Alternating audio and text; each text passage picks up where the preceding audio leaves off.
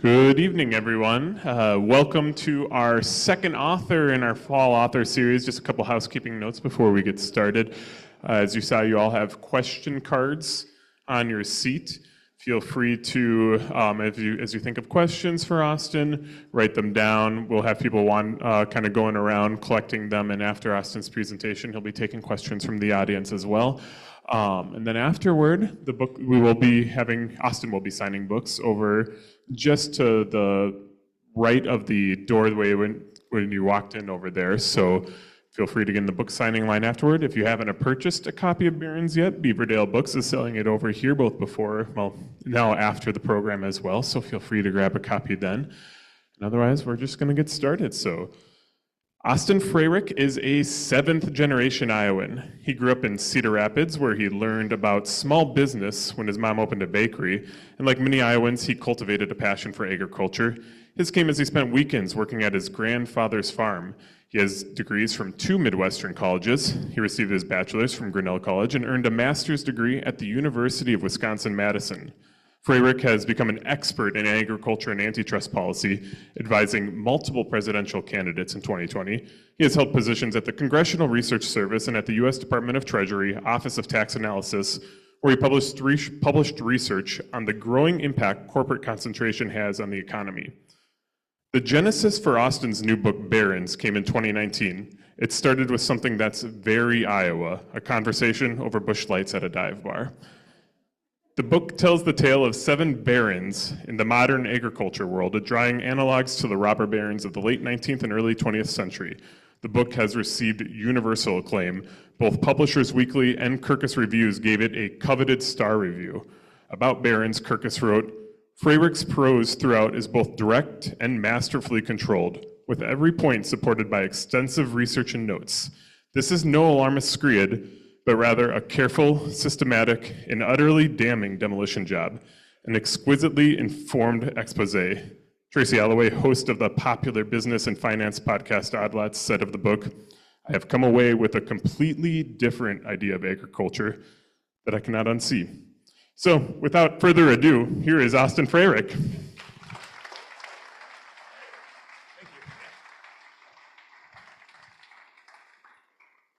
I have to tell you all, the bar was Carl's Place over here. Of course, it always starts at Carl's Place. Well, let me first just start by telling you all, it's such an honor to be here. I mean, this might shock you, but I grew up at my library. And I've always loved, Des Moines always had a special place in my heart because of my mom's bakery. We always came to Des Moines in the summer because her food distributor, Reinhardt Food, would have a food show at the old convention hall. So we go to Merle Hay Mall for our shopping, Adventureland. I loved Spaghetti Factory when I was little. It was my favorite restaurant in Iowa. I know. I know it closed. I just thought the fire engine salad bar thing was like the coolest thing. But honestly, to me, the coolest review I got for this book was actually from the American Conservative. And it was, quote, "Every conservative should read this book." And the reason why I love that is we live in such a time where I'm right, you're wrong. And I really do believe if you want to get something done in America, you got to put together weird bedfellows. And I think fixing the American food system is one of the most bipartisan things right now in America. Because everyone's seeing it's not working. So, my whole book, the way I structure it is I profile 7 robber barons, but each baron I'm using to tell a bigger story. They're narrative devices. I kind of think of it as hiding my vegetables. So like my Cargill chapter is really about the Farm Bill. So before we get going though, I want to show you this chart. Because you hear this notion that the system makes cheap food. And I noticed when I was talking to people think, well, by fixing the food system, I'm asking you to pay more for food. And I'm not. This chart shows you can have the same data set in 2 different interpretations. Farm Bureau always say the system makes cheap food based on your percent of income. That's 6.7%. They are factually correct. But if you look at per capita expenditure, we spend about $3,000 at the store a year. And this is 2021 data, before this whole greed inflation took hold. If you use per capita, we spend more than a lot of other Western democracies. We're about dollar for Italy, and trust me, a dollar of food in Italy is very different than a dollar of food in America. So I don't think you could use that percent of income because we have such an unequal society, the have-nots. The bottom half of Americans, what they care about is what you spend at the register. Here's the thing, we shouldn't be shocked. The goal of any never forget this, and it's such a simple thing I realized a few years ago. The goal of any corporate executive is monopoly or cartel. That's where profits are. You don't want competitive markets. You want to buy off a politician. You want to capture a regulatory system to help your bottom line. And so to me, the most cartelized space in America is the meat industry. So here's a graph from Bloomberg Law 2 or 3 years ago.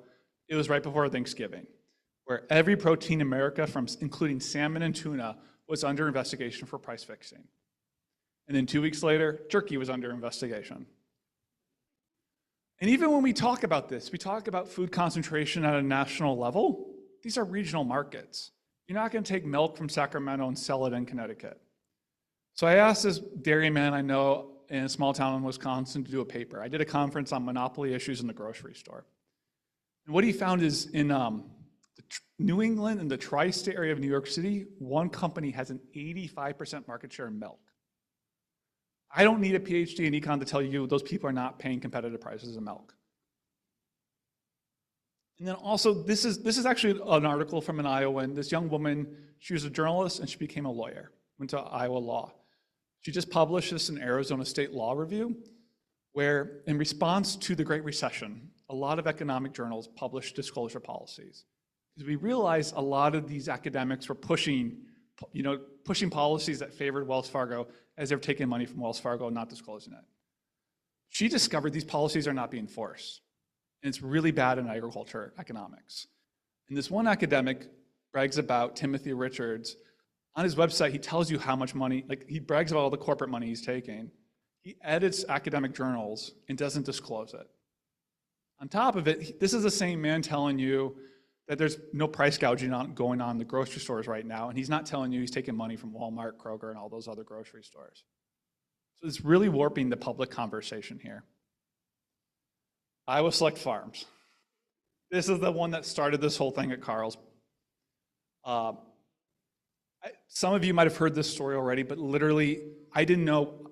We don't have campaign contribution limits for state level races. So this person was telling me they had given Kim Reynolds $300,000 for their campaign.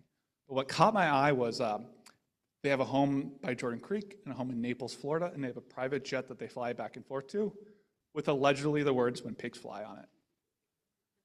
First of all, that's great copy. What a powerful visual. And to me, what got my curiosity going is you used to see animals everywhere in Iowa, now you don't. You smell them, but you don't see them. So this whole chapter to me is a story of regulatory capture. This is what their farm is. This is their office. It's over by Jordan Creek. It looks like a suburban dentist. This is one of their operations. This to me looks like the New Jersey Turnpike.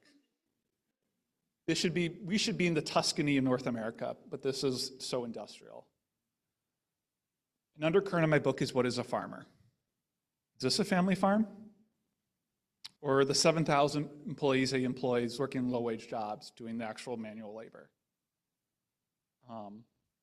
Here's the thing, his whole empire is in Iowa, and it's predicated on a lax regulatory state.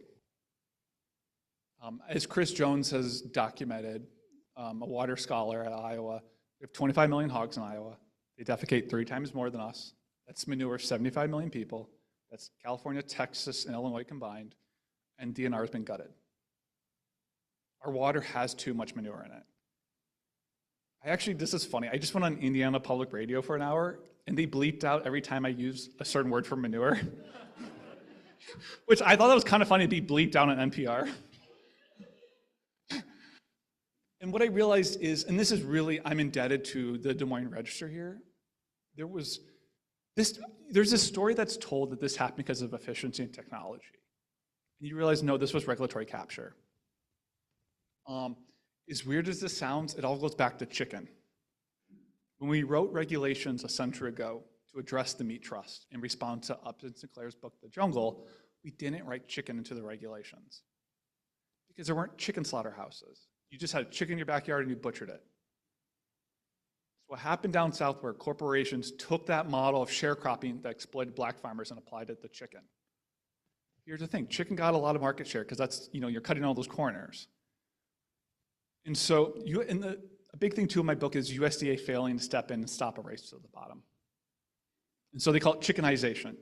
Pork in Iowa got chickenized. And it started in North Carolina first in the 80s. Literally a state senator did it and then built his own CAFO empire and profited off it. And what the Des Moines elite did is they commissioned a study. They did not want to lose their #1 pork status. It's all about selling as much corn seed as possible and butchering as many hogs as possible. They said, forgo the family farm, let's engage in this race to the bottom, let's strip away local control. And what you see is just the collapse of the family farm as hog production ramps up in Iowa. Two things I want to point out with you here is in the 90s you see, it's just when the family farm collapsed in Iowa for hogs. And it doesn't, the markets don't bottom out overnight, the margins get tighter and tighter. So people are like, it's not worth it to do hogs. The other thing to keep in mind is, see that 2002, you see that big bump? That was a governor's race where Secretary Tom Vilsack was running for re-election against my hog baron's lobbyist, Doug Gross. And the big issue of that campaign was these confinements. Just keep in mind, these manure factories, if one's built next to you, your house value collapses. Quality of life collapses. You can't dry your clothes outside.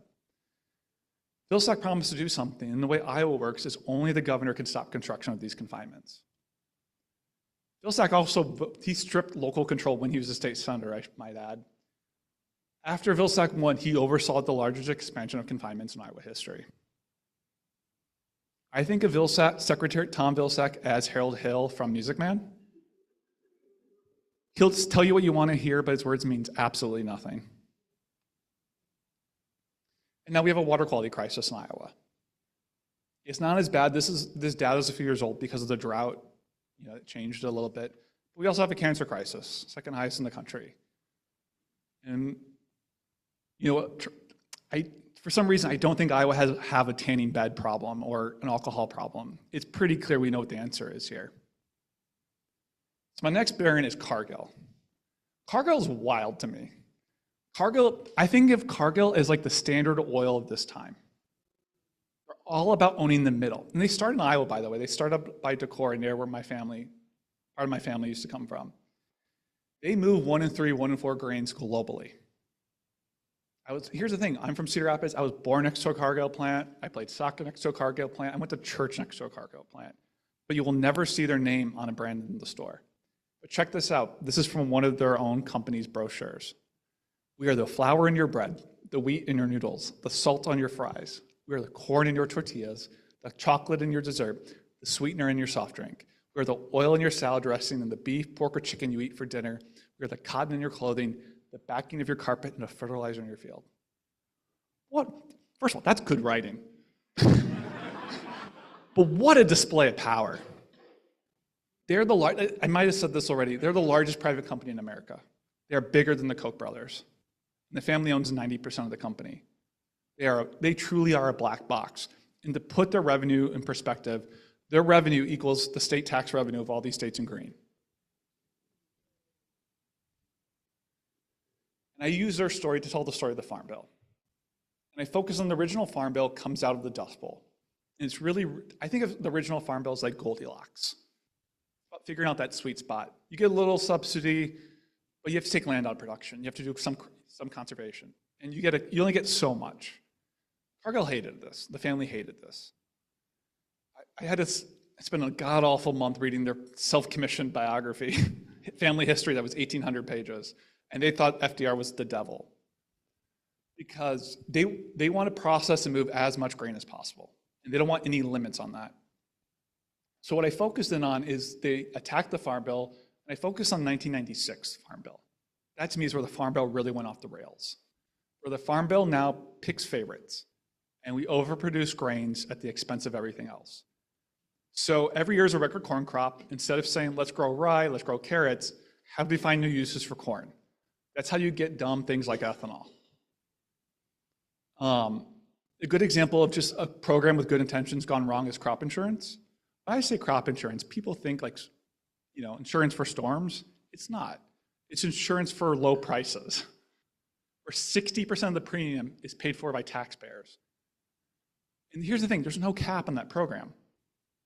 And unbeknownst to most people, Bill Gates owns some of the most farmland in America.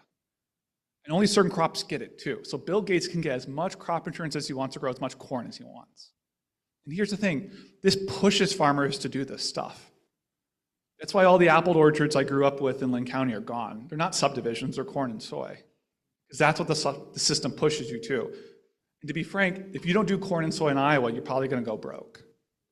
Because you're not getting the subsidy. And that's, to me, the system also just really, sorry for the echo.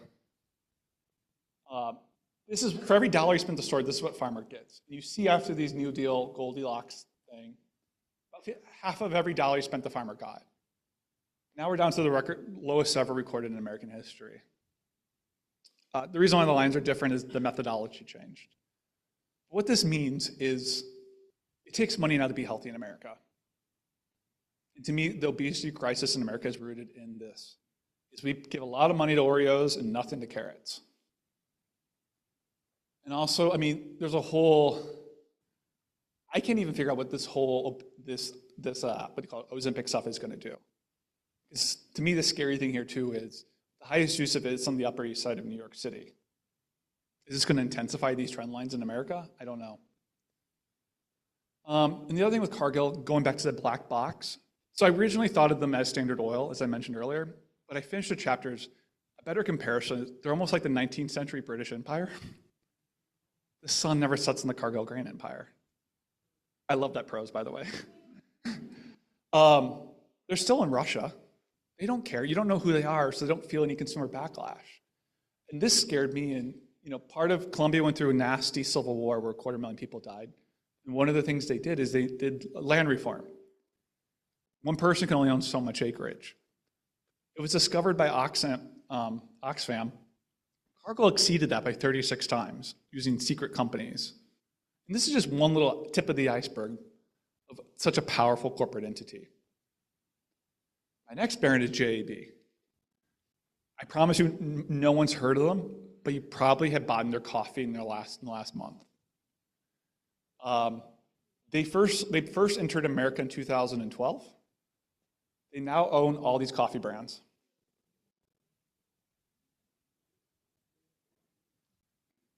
Krispy Kreme, Stumptown. Here's the thing. Most rich families you buy stocks and all that, their investment strategy is monopoly. In private equity, this term is known as a roll-up. They saw a competitive market and they're like, we can throw our capital at it, buy a bunch, and have a dominant market position. And what this really means is it actually squeezes coffee farmers the most. What used to be 20 different companies bidding on their coffee is now just one. And fun fact, when they bought Keurig, those little cups, they got all these other brands. It's like a bonus. So that's why you see, I follow a lot of weird things on Instagram. Krispy Kreme is doing a promotion, like special Dr. Pepper donuts right now. You know what I mean? Because it's the same family. To me, I use this chapter to tell the story of the history of antitrust law in America. And fun fact, the first antitrust laws in the world come from Iowa. It was farmers being mad about what railroads and grain elevators were doing to them. So the legislator created the first antitrust laws. A few other states did it. Then eventually the federal government did it. And a lot of this is rooted in the philosophy of this man named Louis Brandeis. He was a Supreme Court judge. His whole thing was we want to avoid concentrations of economic power because it corrupts the political system. He also really hated inorganic growth. Companies that only get big through acquisitions. He used to be a corporate lawyer. He saw when JP Morgan did this with railroads on the East Coast. And it usually always meant corners were cut and they were dangerous. We had this framework in America for a long time. To me, it really helped usher in that prosperity we saw in the 20th century. Because local businesses, they're the ones that pay for nonprofits. They're the ones that make a place a place. They're the ones that care about customer service. Then remember Robert Bork? He ushered in this pro-consolidation framework. He basically said companies can buy each other if you show that prices go down. Well, here's the thing. I can hire any economist and make those numbers. One economist at UChicago made over $100 million doing this work. But then what's really exciting right now, and I was just talking with Iowa State students because they adore her, this young woman President Biden appointed to be chair of the Federal Trade Commission. She's the one that's filing all those anti-monopoly cases against big tech. 60 Minutes just did an incredible episode on her. She wants to go back to this Brandeis framework. I mean, she is 33 years old, young mom, and like she's like that statue. You know what Wall Street, the young girl taking on the bull? She is that statue. And it's incredible. I mean, she did an event on fertilizer consolidation in Iowa this summer, and like 100 people turned out. And no bureaucrat from DC gets 100 people in a room. Sorry. But my last point with this chapter is this lost arc history I think is really important for this moment. Monopolists finance fascists. And after World War II, Congress commissioned a report. How did this happen? And that was one of their key findings. Hitler's largest donor was a company called IG Farben. Hitler would walk into a room saying, oh, I don't mean the crazy things. Let me help you sell more chemicals. So they cut him a big check. And the congressional report was like, that check made the dream come true.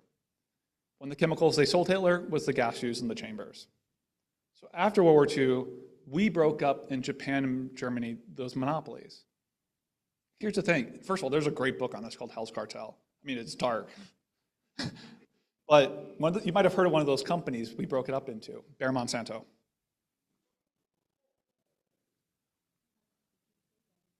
Bayer Monsanto. So it was broken up into 7 companies, and Bayer was one of them. And then Bayer bought. Did Monsanto buy Pioneer? Okay, it's hard to like. Fairlife. Fairlife is my dairy baron. Have you guys seen this milk in the store? It's incredible. It's doing blockbuster numbers. First of all, young men are obsessed with protein right now.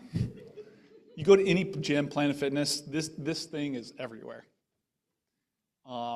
Here's the thing about Fairlife. First of all, you have to, with these robber barons, it's a weird thing to say, you have to admire, there's a level of respect you have to show them of they saw things before other people. They saw what happened to Iowa hog farmers in the 90s, and they were like, we're not going down like that. We needed a branded product. This is basically bougie milk. I kid you not, Coca-Cola owns Simply Orange Juice and Minute Maid. Simply is like for the Target consumer, Minute Maid's for like the Walmart consumer. This is their attempt at making the bougified milk. He literally said it's twice the price of milk for half the volume. But it has a long shelf life.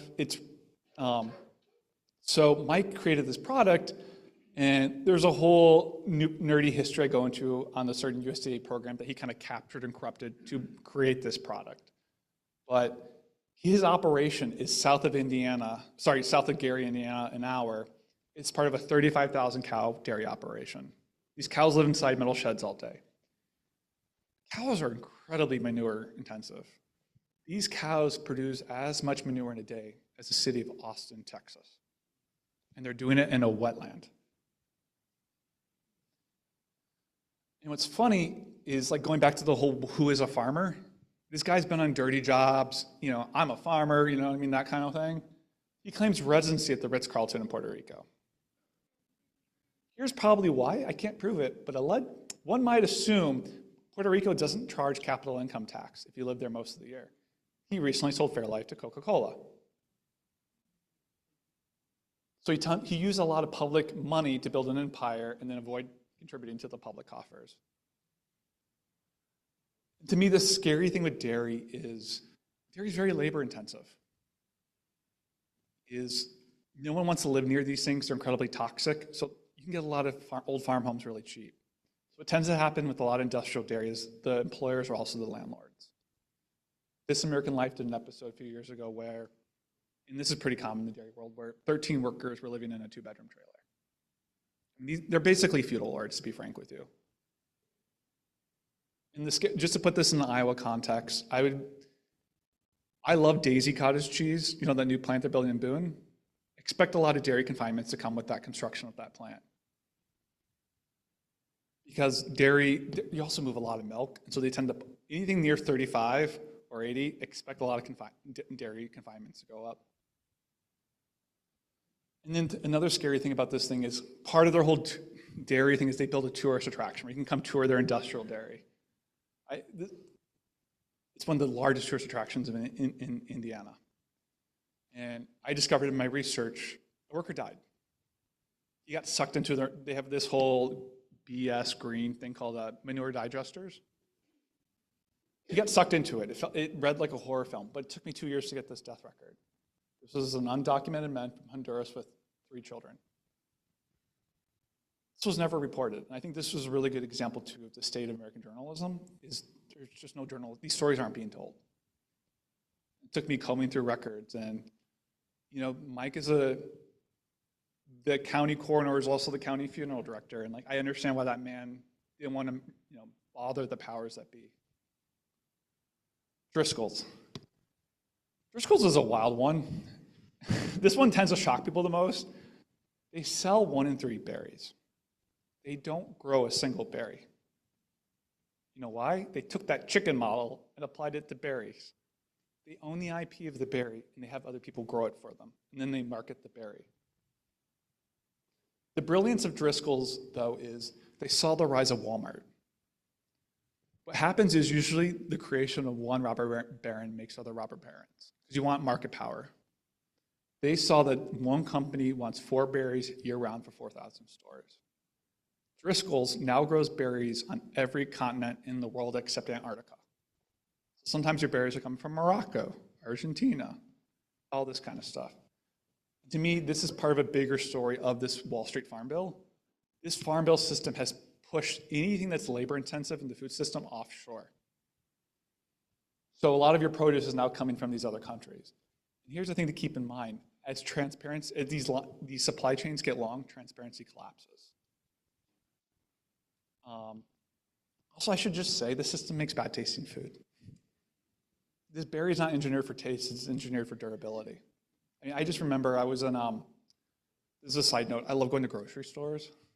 And I was in the new one in Grimes, the new Hy-Vee. And it was late July, and I was like, none of this produce is from Iowa. How come there's no local tomatoes here? It was those Subway tomatoes.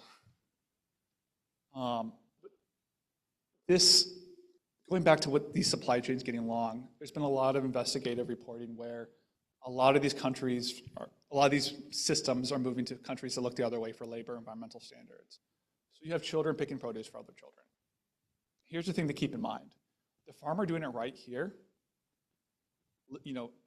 following our regulations for the environment and labor, cannot compete on price against this. You will go bankrupt. And on top of it, too, consumer reports. And you also know you're getting older is when you love consumer reports. Did a really good spread on how just pesticides are showing up in our food. So a lot of the organics are coming from other countries. You're kind of at the faith of, well, let's hope Turkey does it right. Let's hope they have good investigators. The other wild thing about these systems is they're basically modern day feudal, they're kind of like plantations, to be frank with you. A lot of them are grown in Baja, Baja gets as much rain in a year as Death Valley. That's 3 inches. No one really lived there, so they brought in indigenous workers from Oaxaca to work in these operations. They built aquifers on the ocean after draining the aquifers. And there's tons of stories in Reuters. Reuters has done a lot of reporting on how Mexican gains are in avocados, all that kind of stuff. Even to report on this stuff, you put your life at risk. And here's just a good example of their power. So much of this, too, is they want control, but they want to pretend like they don't have control. So this is Watsonville, California, where they're based, right? It's just south of Santa Cruz. This is an elementary school in town. The farm workers in the area asked Driscoll's, can you just do organics next to where our kids play outside? What do you think Driscoll says? Oh, we can't do anything. Our growers can do whatever they want. It's like, come on, dude. You sell 1 in 3 berries, but their organic market share is actually higher. It allows them to remove responsibility for the actions of their system. I don't want to do too much on JBS, but JBS is my slaughtering baron. We're back in the era of the jungle. They, #1 in the globe for beef, poultry, #2 for pork. I'm going to show you a bunch of slides. These are all the brands they own. Keep in mind, this wasn't organic growth. This was through acquisitions. They own, this is the first page, second page, third page, fourth, fifth, sixth, and seventh. Oh, and eighth, sorry. Here's the thing. First of all, you can go to Hy-Vee and play bingo and buy all these brands. But you notice JBS is not on any of them. It's that illusion of choice. And this is the one that got me. I was in DC eating at a restaurant when I just started at Treasury called Old Epic Grill. It's like Applebee's. And you know what restaurants do? Like, our providers are blah, blah, blah. Yeah, you don't okay. But it's like Americana food. Cedar River Farms, you know, they do like the advertising local food. You know, from being from Cedar Rapids, I'm like, oh, I'm gonna get some farmer from Cedar Rapids, or the Cedar Rapids River area. This is a fake brand. It's based in Greenlee, Colorado. They're playing into the imagery. They're even on the East Coast opening these fake little meat shops where you think you're buying from local meat. My anger here in this chapter, it's funny, when I read this chapter, JBS to me is a kid that's never been punished, so they keep pushing the envelope. They keep engaging in criminal behavior because they just pay a fine. My anger is actually with Tom Vilsack, because doing something about this has been the most bipartisan thing in America, and the fact is the last 4 years, the meat markets have gotten more concentrated. To the point now, Walmart is making vertical plays into beef. Because Walmart, people judge a grocery store based on how good the meat and dairy case is. So Walmart it doesn't want to own the beef, it doesn't want to own the whole beef thing, but it wants a little insight. So when it negotiates with JBS, because it doesn't think USDA is competent to do its job. So it wants to know what the cost structures are, so it negotiates with JBS. And we shouldn't count on Walmart to save us. Vilsack's theory of change these last 4 years were, let's take $1 billion of your money and throw it at these companies to finance new startups. That's like giving $1 billion to Ask Jeeves saying good luck against Google. There's no proof of concept that you deconcentrate a market by throwing money at it. And most likely, people think these packers will go broke and they'll be bought for pennies on the dollar by the bigger entities. And the last one, real quick, is Walmart. I didn't plan to write about Walmart. I find a lot of critiques of Walmart to be kind of classist. I didn't think of Walmart as a grocery store. You know, I buy groceries here and there from Walmart on road trips. But if I had Walmart is the king of kings in the food system. You add Sam's Club and Walmart together, they sell 1 in 3 groceries in America. That's the same as the 2nd, 3rd, 4th, 5th, 6th, 7th, and 8th combined. That is, they'd be at the head spot in my Barron table. I think the most powerful person in the American food system is a Walmart buyer, because you're buying food for 1 in 3 of Americans. And so, have you heard about this it doesn't apply to Iowa, but there's that whole Albertson-Kroger merger going on right now? That young woman is challenging that merger. She's probably going to win, which is really exciting. But if that merger were to be approved, all these brands would be owned by that company.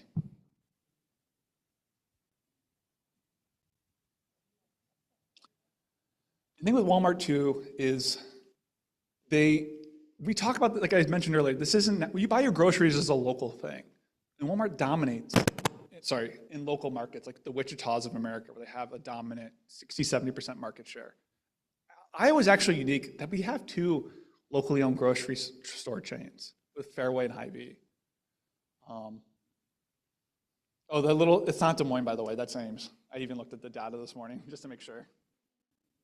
And the thing with this whole chapter, I kind of tell this story that Walmart and Amazon have been in this epic war. I kind of think of it as like Godzilla versus Mothra. And it's like centered in grocery. Amazon bought Whole Foods because it wanted that last mile in delivery, but also you grocery shop all the time. The dirty secret is like Walmart doesn't make a lot of money in groceries, but you come in and then you buy tennis balls and they make money there. But the Walmart family owns like 50% of Walmart, the Waltons. Jeff Bezos only owns 10%. And I really think Walmart's firing on all cylinders now. Walmart figured out how to do online. The family also owns 2 NFL teams. And I just realized it's not the LA Chargers, it's the Rams. So I got to change that slide. I don't know a lot of this is my football's not my thing.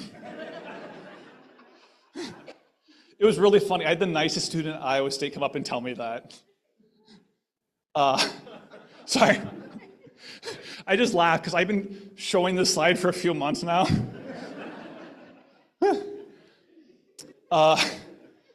The last thing, so I love researching, and you find the best nuggets in trade press and actually those little business publications. And reading, Northwest Arkansas is actually booming right now. This is one of my trashy, guilty reads is I love reading Wall Street Journal's Mansion section on Fridays. They did a whole spread that Bentonville, Arkansas is having a Dallas moment. It's booming. Here's the thing. It's one of the most unequal metropolitans in America. It's have not. There's more child poverty there than there is in the Arkansas Delta. And that's saying something. Anyways, the whole vendor system of America is based in Bentonville. It's almost like downtown Disney, but instead, or not downtown Disney, like Main Street USA. But instead of having a candy store, you might see Smuckers. You know what I mean? Like every vendor kind of has their store in Bentonville. Walmart has a rule with suppliers that no more than 30% of your sales can come from Walmart. I'd be honest with you, I couldn't figure out why. I'd ask someone at Hy-Vee, and they're like, Austin, this is a supply chain risk management strategy by Walmart. Walmart knows it's such a vulture that if you sell more than 30% of your sales comes from Walmart, you put yourself at the risk of bankruptcy. Because you basically just sell it to Walmart at loss or a cost. Does that make sense? That is, to me, is what a display of power is. They don't want to kill you, but they want you on life support. And there's a whole thing, too, of like so much of the Farm Bill is actually food assistance, and it's basically become a low-wage subsidy for America's largest employer, by America's richest family. This is 10 years old, but 10 years ago, the average Walmart worker got about $5,000 in government assistance. And the other thing with Walmart is when Walmart comes to town, you don't buy more milk. You just shift your consumption. So Walmart, think of it as it wants to capture every dollar of your paycheck. So it puts a bank in there, puts a tire store. They're trying out vet clinics. They tried out healthcare clinics. It's almost like they killed downtown, then they killed the mall, and now they're trying to kill the strip malls. So what do we do about this? My big thing is you have to have an honest conversation over how we got here in order to talk about what the system could be. We didn't get here overnight, and we're not going to get there overnight. But I think people right now crave a positive vision. And I think, especially in Iowa, the single best thing we can do is put animals back on the land. I think ethanol is slowly going to die. Cars are moving to hybrids and EVs. We got to start thinking about what to do with that land, that ethanol land. Because the single largest use of corn now in America is ethanol. Rural Iowa thrived when the middle-class family farm thrived. And here's the thing. Most grain production in the future will be robotics. And that's not a bad thing. But there's only so many cows one person can look after. It also makes a better tasting food. It's better for the environment. To me, it's such a simple thing of like, you know what I mean? It's just a way to take the temperature down.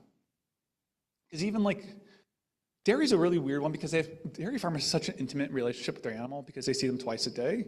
So imagine the pride and the joy you have, that sense of responsibility you have for that animal. And now, when you work for a baron, your job is essentially like, if you work for a hog baron, your job is essentially go in there and haul the dead pig bodies. How degrading that work is. The second thing is bright line rules. Iowa has this law on the books, but the Attorney General doesn't enforce it, where we have a packer ban. You cannot own the animal you slaughter. What that basically says, corporations can't own an animal. Fun fact, if you enforce that law, you would break up most of the meat companies in America. So take hogs. The largest butcher of hogs in America is WH Group of China. They also own the most hogs. They own 1 in 4, 1 in 5 hogs. You enforce that rule, you break them up. The other thing, too, is as we phase out this old system, let's use schools, colleges, universities to help drive that supply chain. Schools buy a lot of carrots. You keep your money local, you serve better food to your kids, it's good politics. A lot of schools in Iowa are already doing it. Let's help them. Because right now, that frozen square pizza gets a lot of subsidy, that local food doesn't. So putting local green pepper in a Dollar General is not going to change anything, but by stabilizing the farmers doing it right with schools will change the system. I'm at the point now with the Farm Bill of taking those 3 programs and combining them into one big conservation program. You just have, here's a pot of money if you want to do prairie strips. Here's a pot of money if you want to do, you know, X, Y, and Z. Right? We shouldn't pick favorites like we do now. I think we should have a conversation over stripping USDA for parts. You know what's funny? You should have heard the laughs I got at Iowa State over this. By every metric, they failed. They're failing farmers. I mean, they're only serving Wall Street at this point. I mean, I also say this to someone that used to work at Treasury, nothing scares an agency more in DC than threatening to take away some of their budget. It's clear Commissioner Khan oversees all the markets in America except meatpacking. Let's take that authority away from USDA and give it to her. So this is what I want to leave you guys with, is what the system could be. Is the system we have now is radical. It is radical that one man owns 5 million hogs. Everything we're talking about is traditional. And so I want to focus on those who grow it, pick it, process it, serve it, transport it, all that stuff. Once you start talking about that, you're talking about 1 in 10 of Americans. Like talking about my dad. My dad's an ethanol truck driver. You talk about like my mom. She used to run a bakery. And it's just kind of focusing on the positiveness is what I think inspires people right now. So on that, happy to take any questions.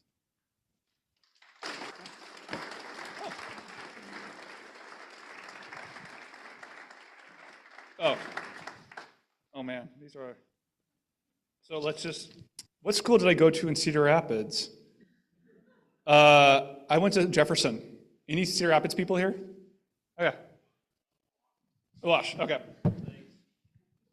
No, it's, you know what's funny? One of my good buddies in college is from Arkansas, and he's like, he lived in Des Moines for 10 years after, and he said, the weirdest cultural thing about Iowa is everyone in Iowa says, they always identify themselves based on the high school they went to.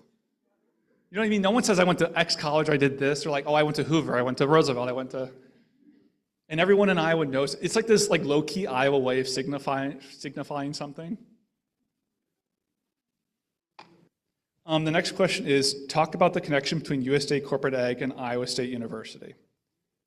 So that's, my dairy chapter talks about that more. And a lot of that is as we privatize our land grants, public dollars have filled that void. And so that's why you see a lot of scholarships saying, put ethanol in airplanes. You don't see a lot of scholarship dealing with the actual problems at hand. It's because the money's not there. And I mean, we saw what happened to Iowa State 5 years ago with the Leopold Center. They basically shut down that little tiny sustainable agriculture center because I was told the word sustainable in the title implied the current model is not sustainable. How will laws like California's Prop 12 affect large and hog producers if enacted on a large scale? So just for context, California has a rule where, oh my God, what are they called? Gas station crates? Yeah. Basically, they pin down the mommy pig. She can't roll over, move, or anything. California said for any pork to be sold in California, it can't be done that way.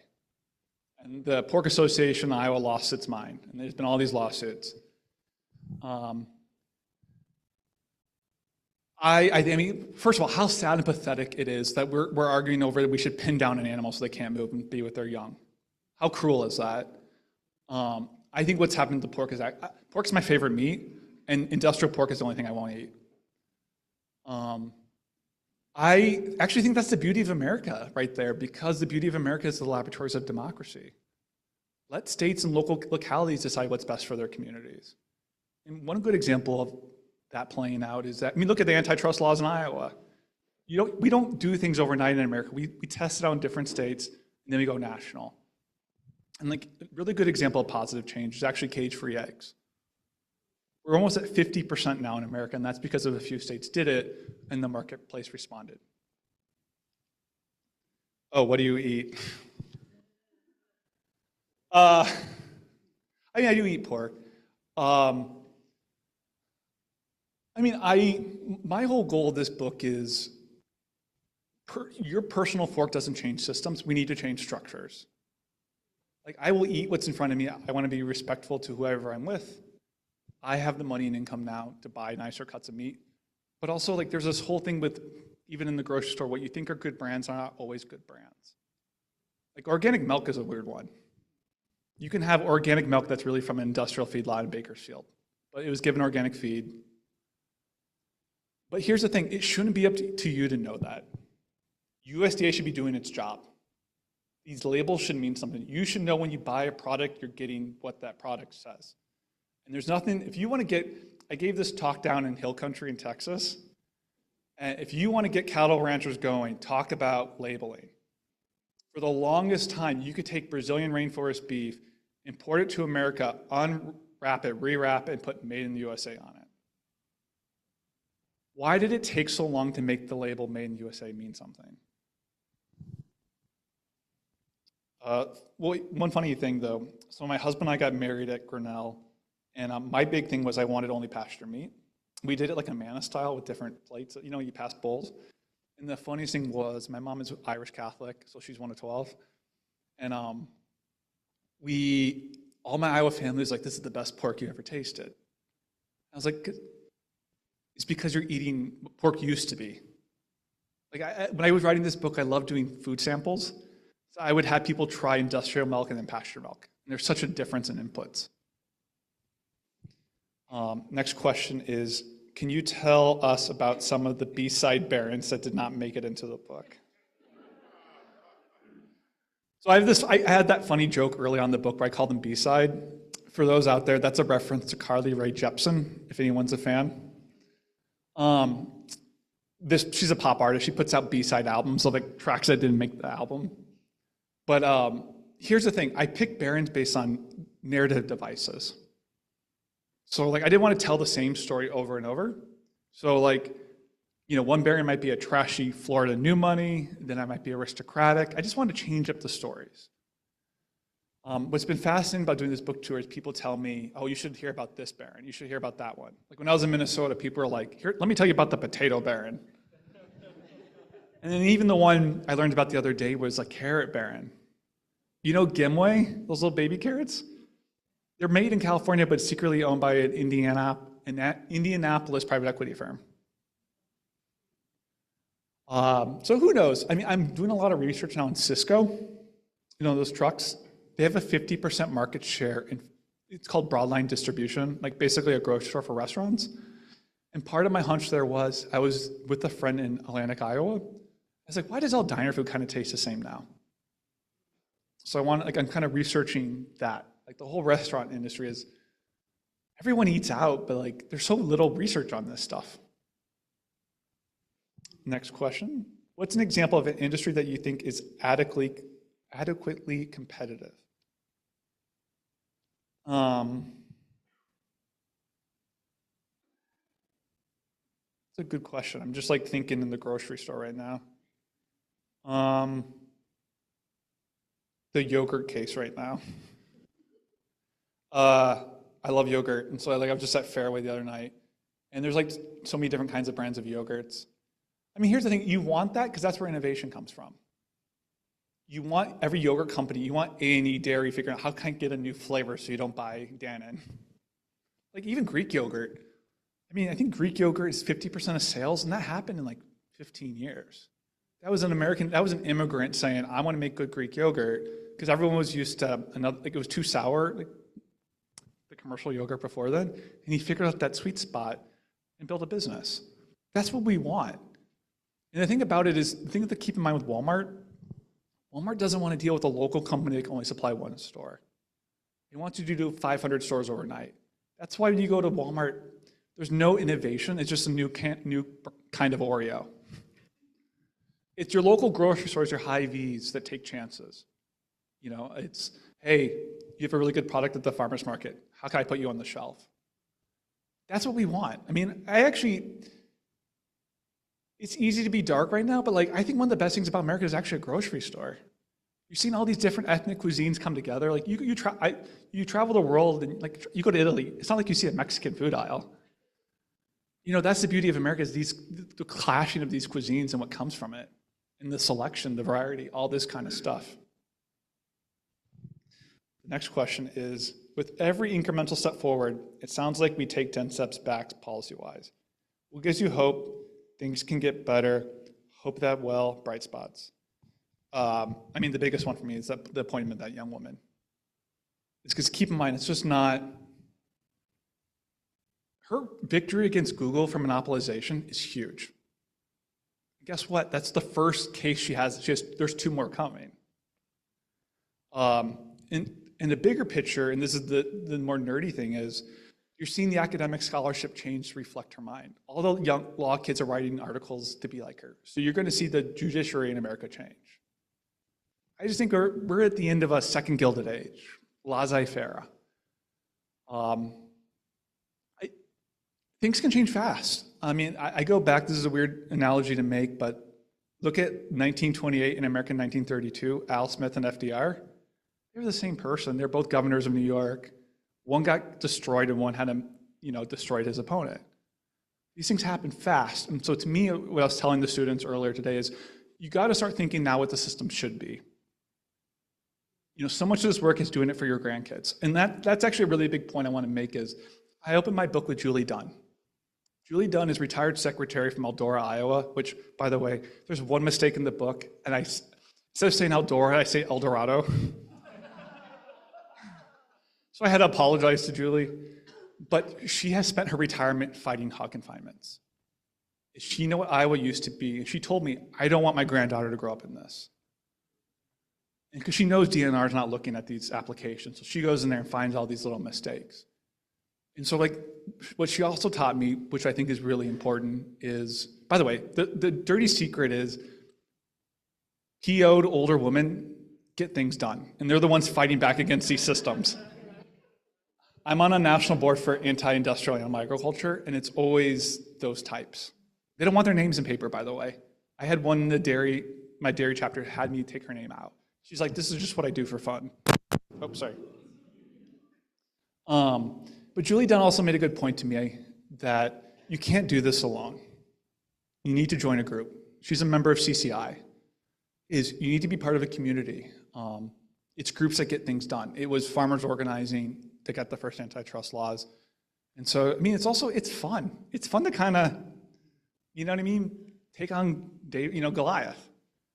And so that's something I think is a really important point is I could just complain online or you can do something about it. And this is how I channeled my frustration with Iowa is I wanted to write this book. Some of you might know I've been talking about this stuff for like 10 years. I used to run around Des Moines with like a Monopoly board as I think like John Schmacker would remember. But history doesn't, I don't know. That's what I find hopeful right now is I think we're on the cusp of a new thing. And that moment will come and we got to start doing that thinking now. And also it's the positive vision that will inspire people to run through the gates. So I don't have any more questions up here. Do you guys have any more questions for me? Yeah.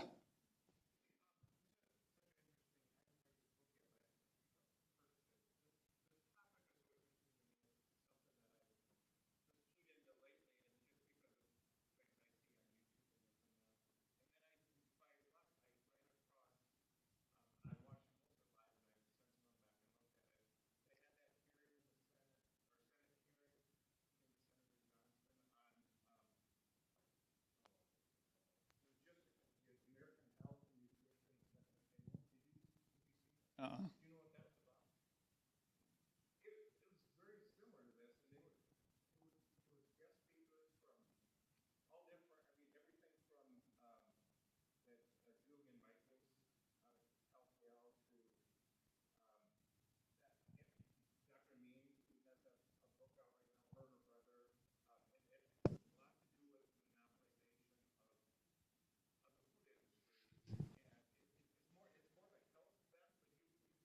Yeah, I mean, what I realized here is we know what the solutions are. We've done this before. It's really a question of local courage. Like we're not talking AI, we're talking hogs. And so we hear these same stories. We know these markets are concentrated. We know they're being gouged. The question is, do our public servants have the courage to do the right thing? And do we demand of them? Yeah.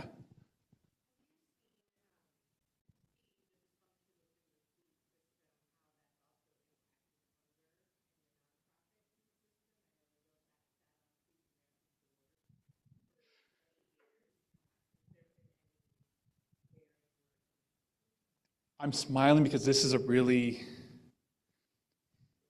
thing to say. At least with the last Gilded Age, we got a lot of libraries.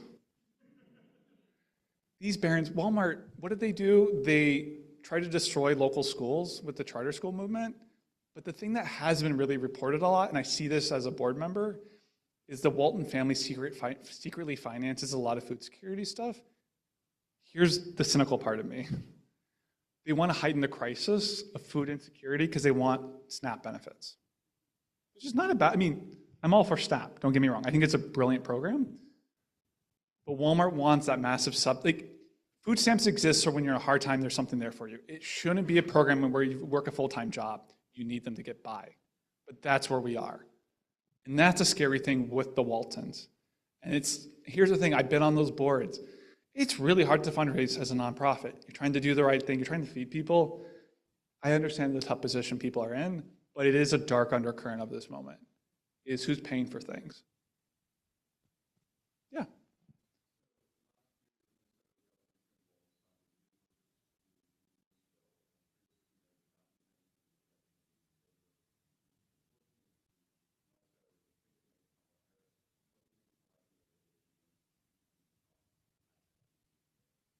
Two great questions. Actually, I got that same question literally at Iowa State.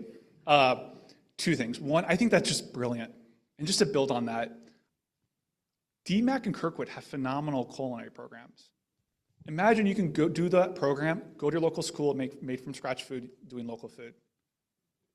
It's such a, that video of him signing that bill is one of the most, you know what I mean? What a great video. What a great simple thing. Build on that.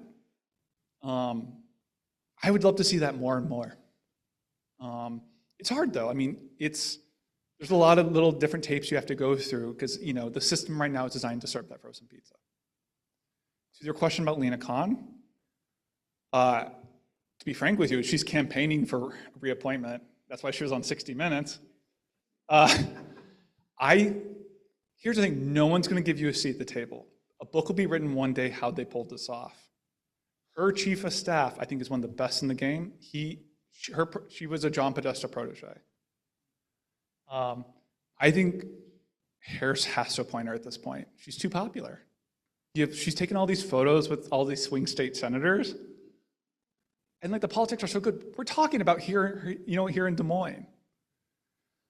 But that's what you have to do in this stuff. I mean, I'm not even joking. I told the students, she's a living historical figure. I wouldn't be shocked in my lifetime if she's appointed to the Supreme Court. And keep in mind, weird things happen. Like Teddy Roosevelt became president because the machine in New York hated him, so they didn't want him to be governor, so they kicked him up to vice president. And then an accident happened, he became president. You don't know, you know what I mean? This stuff it's wild. And what I told them is so inspiring is, this whole thing started because she wrote an academic article saying we need to go back to old-fashioned monopoly trust busting in America. And that article went viral. And I was that's what I was telling these students is do that. Focus on what it could be, you know what I mean? Do that kind of stuff. So I really do think she will be reappointed. And what I think is really fascinating about Vice President Harris is she's a foodie. She cooks a lot. The dirty secret about these robber barons is they hollow out their voter base. What used to be 10 family farmers on a street that would vote are gone now. And so, who knows? I think the politics of doing something are just so good that eventually it's a piñata saying, hit me, hit me. And someone's going to hit the piñata. Yeah.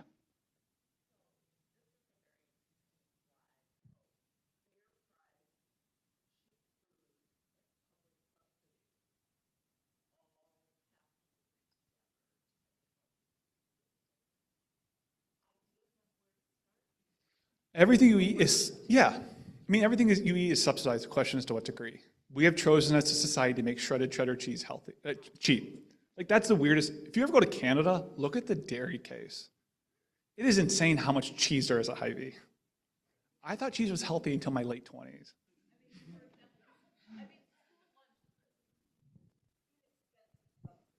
It is, but we can. I just go back to it. Things are just out of whack. They're cartoonish. I mean, what's wild is the dairy program in America. It's really complicated. I compare this stuff to international taxation level complicated. There's a joke in the dairy world that only 5 people understand the dairy program and 4 of them are dead. Because the dairy system in America comes out in 1920s America or or 1930s maybe. It was before refrigeration. So we treated butter different than milk, but that doesn't matter now. Also, there used to be a seasonality to dairy. Cows did more milk in spring. Cows in New Mexico don't have seasons. So much of this is just, these are different eras. We need different systems. We can choose to have these different systems.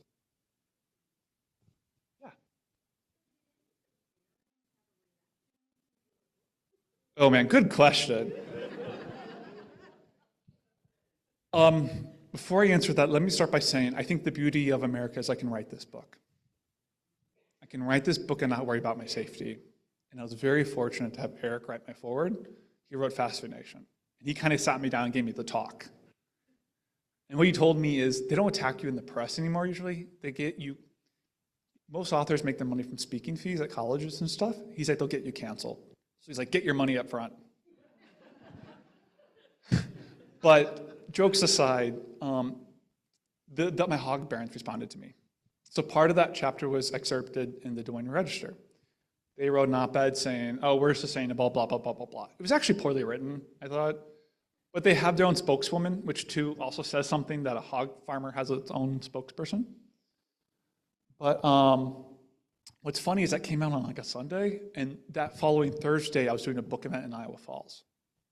That's their hometown. So I invited them, come join me at Iowa Falls.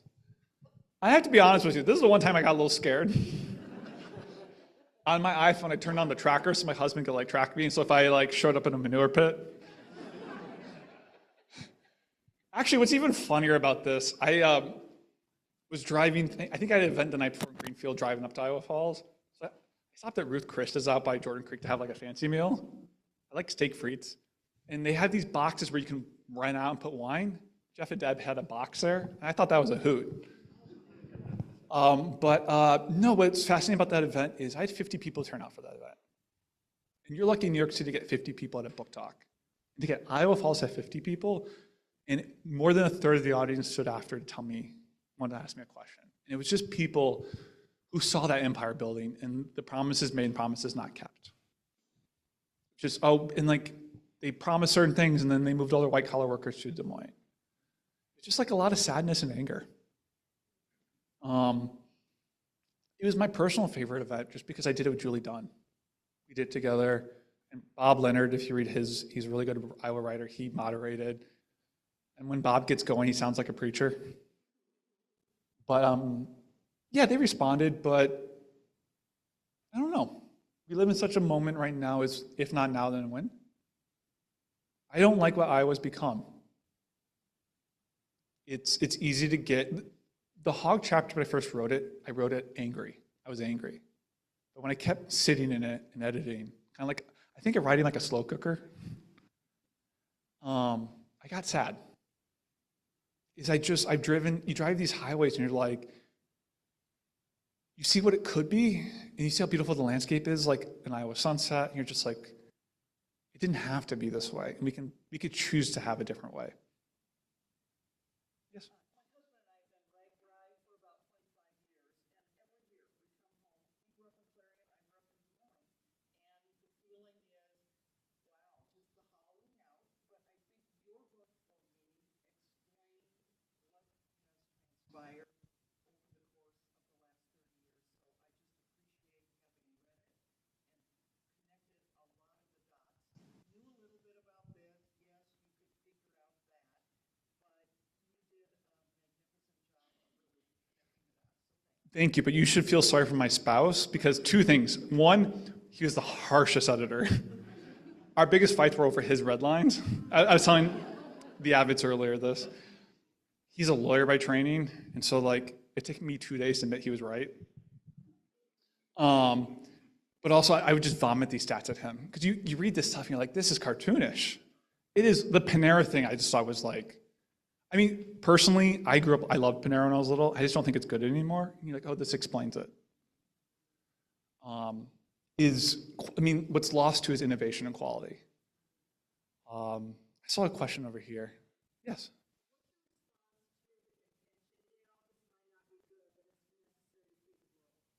Anyone that says that we need to feed the world and believes in ethanol, I can't trust. You're burning corn in your cars instead of growing food. Ethanol makes higher grocery store prices. You're taking the best farmland in the world and you're wasting it. Trust me, I said that at Iowa State and I was nervous. But you know what? Everyone, my dad works he's an ethanol truck driver. He knows it. Ted Cruz won the Iowa caucuses. He didn't support ethanol. It's just a few people that, no one's under that illusion anymore. I just buy it because it's a cheaper gas. And so I don't know, you just realize so much of this world has fake rhetoric. They just kind of lick themselves up and down all day. And it's just, you have to call it out. I mean, the whole notion of cheap food, it's not cheap food. We pay more for garbage. The one that got me going is, this is weird, I still read Hy-Vee's online ad on the Cedar Rapids Gazette website. Sack of potatoes were 99 cents a few weeks ago. There's a glut in the potato market, but Lay's chips were $6. And you're like, you're frying a potato. Any more questions? Yeah.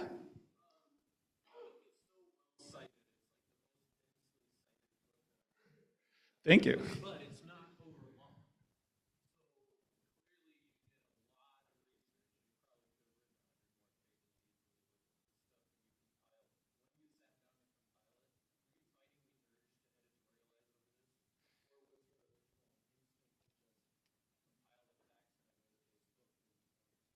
I'm glad you asked that. What I learned from my spouse was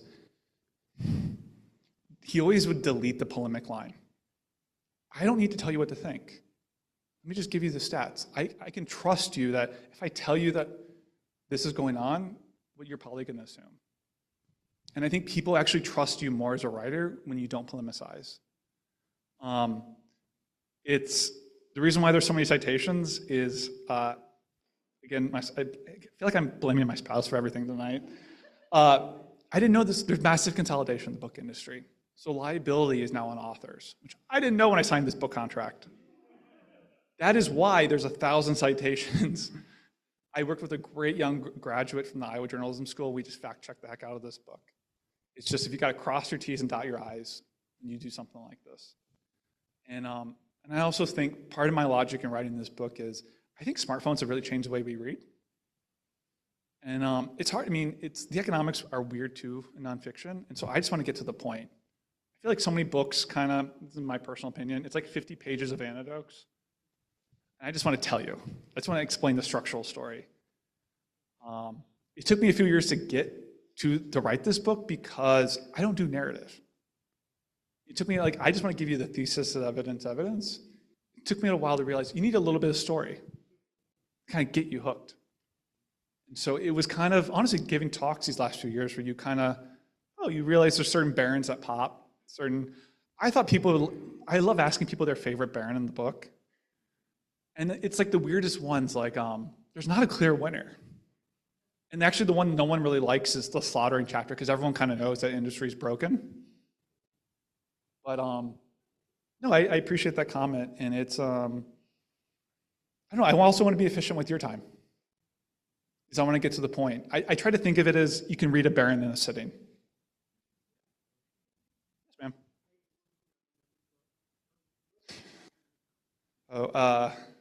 Well, here's a fun little thing.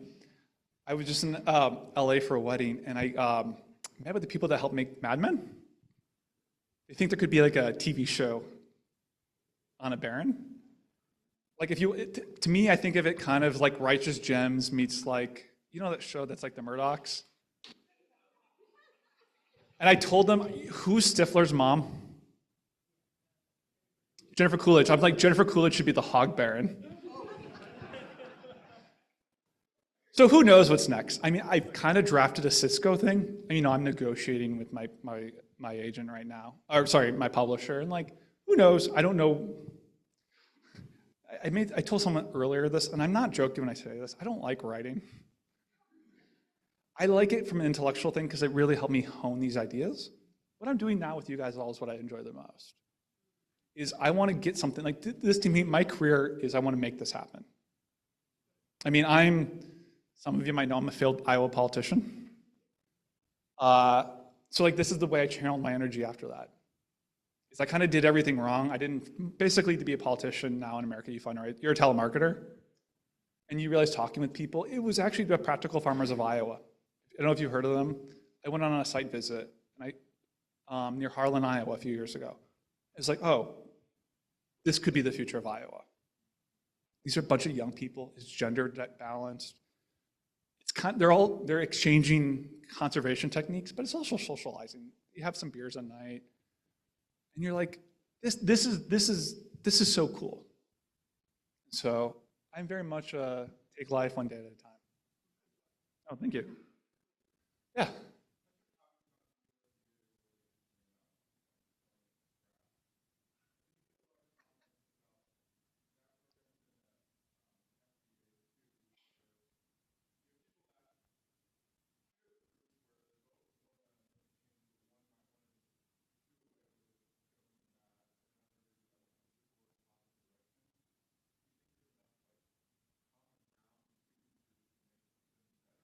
Yeah.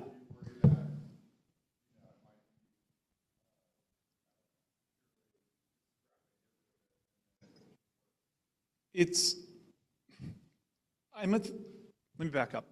In life, there's never a cure-all. One part of me will say strip it for parts. The other part is we need to get good people in these positions of power. That's why I tell food groups all the time. When you elect a president, you're electing thousands of bureaucrats. Lena Khan didn't just get appointed. That ecosystem pushed her really hard. Politicians like Biden are transactional. They don't naturally do the right thing. They do it because it's good for their politics. So in the food system, you got to put names forward. So I tell farm groups is, who do you want to be the undersecretary for research at USDA? That position allocates billions of dollars. You get the right person in that position of power, you can change what's researched in our food system. You get the right person who oversees the antitrust stuff at USDA, you can actually do something about these markets. And so like personnel is policy. And so like, I'm kind of like, I just want to throw out ideas to people. Because it's kind of like choose your own adventure. Because like you can do things at the local level at schools, and you can do all this stuff up at the federal level. But the thing is, you just got to do something. He's going to be a lobbyist. I mean, he's acting like he wants to be a lobbyist again. I mean, the scary thing right now is there's all this money in that climate change bill for tax credits. And I used to be at the tax policy office at Treasury. And Treasury's like, ethanol airplanes, we might not give it credit. We might not give it to the pipelines. Vilsack's pressuring Treasury really hard. Because, oh, by the way, his son works for one of the pipeline companies. And regardless of your party affiliation, I feel like we need to call that out, because it's that type of behavior that's becoming commonplace in this country that's really undermining people's trust in government. Because if you don't want to be a public servant, then don't be one. But let people that want to do it, do it. That's like my thought is, what I realized is, when is enough enough? So like that is, here's the thing. He had a chance to write a new narrative and he didn't. He had a second go around. He could have rise to the moment and he didn't. And to me, it's just really sad. Because I think he actually did really good things as governor too. Yeah. Oh, that's a great question. Two ideas that come to mind. One, I think it'd be really interesting to have someone who runs a large school district cafeteria program. Because you're dealing with so many people. I mean, that's really what a lot of USDA is, a food service director. I really like Ricardo Salvador. He's an Iowa State grad who just retired from running the Union of Concerned Scientists food program. He's a corn scientist by training. There's plenty of good people out there, though. The question is just getting the right person in power. Okay, one more question, then I'll let you all go. Anyone? Yeah.